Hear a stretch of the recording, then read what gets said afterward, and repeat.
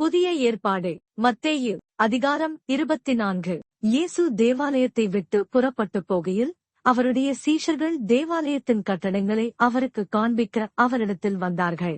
இயேசு அவர்களை நோக்கி, இவைகளையெல்லாம் பார்க்கிறீர்களே, இவ்விடத்தில் ஒரு கல்லின் மேல் ஒரு கல்லிராதபடிக்கு எல்லாம் இடிக்கப்பட்டு போகும் என்று மெய்யாகவே உங்களுக்கு சொல்லுகிறேன் என்றார். பின்பு அவர் ஒலிவமலையின் மேல் உட்கார்ந்திருக்கையில் சீஷர்கள் அவரிடத்தில் தனித்து வந்து, இவைகள் எப்பொழுது சம்பவிக்கும்?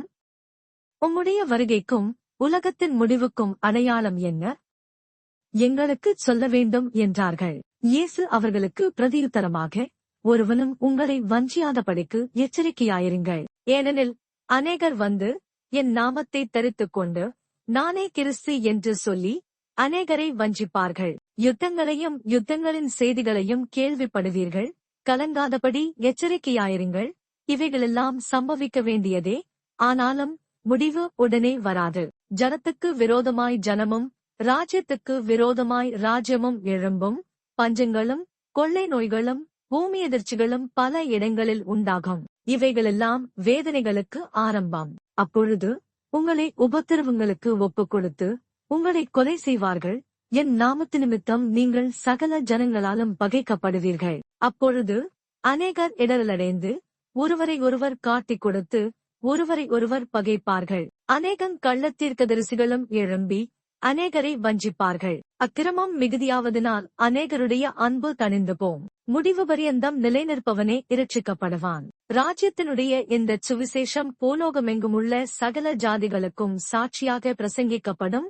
அப்போது முடிவு வரும். மேலும் பாழாக்குகிற அருவருப்பை குறித்து தானியேல் தீர்க்கதரிசி சொல்லியிருக்கிறானே, வாசிக்கிறவன் சிந்திக்கக் கடவன்.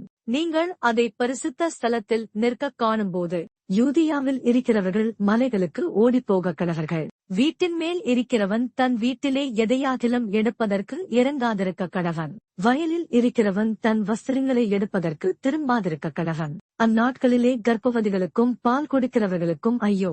நீங்கள் ஓடிப்போவது மாரிகாலத்திலாவது ஓய்வு நாளிலாவது சம்பவியாதபடிக்கு வேண்டிக் கொள்ளுங்கள்.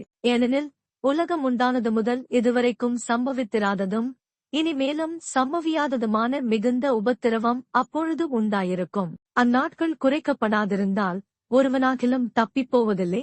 தெரிந்து கொள்ளப்பட்டவர்களின் நிமித்தமோ அந்த நாட்கள் குறைக்கப்படும். அப்பொழுது இதோ கிறிஸ்து இங்கே இருக்கிறார், அதோ அங்கே இருக்கிறார் என்று எவனாகிலும் சொன்னால் நம்பாதேயுங்கள்.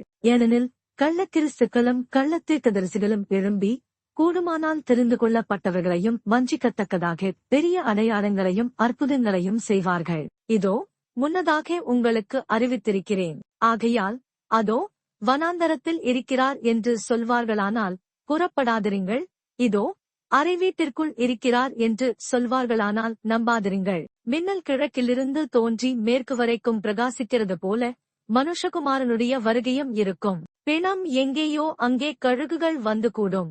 அந்நாட்களின் உபத்திரவம் முடிந்தவுடனே சூரியன் அந்தகாரப்படும், சந்திரன் ஒளியை கொடாதிருக்கும், நட்சத்திரங்கள் வானத்திலிருந்து விழும், வானத்தின் சத்துவங்கள் அசைக்கப்படும். அப்பொழுது மனுஷகுமாரனுடைய அடையாளம் வானத்தில் காணப்படும். அப்பொழுது மனுஷகுமாரன் வல்லமையோடும் மிகுந்த மகிமையோடும் வானத்தின் மேகங்கள் மேல் வருகிறதை பூமியில் உள்ள சகல கோத்திரத்தாரும் கண்டு புலம்புவார்கள்.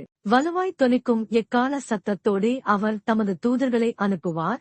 அவர்கள் அவரால் தெரிந்து கொள்ளப்பட்டவர்களை வானத்தின் ஒரு முனை முதற்கொண்டு மறுமுறை மட்டும் 4 திசைகளிலுமிருந்து கூட்டிச் சேர்ப்பார்கள். அத்திமரத்தினால் ஒரு உவமையை கற்றுக் கொள்ளுங்கள்.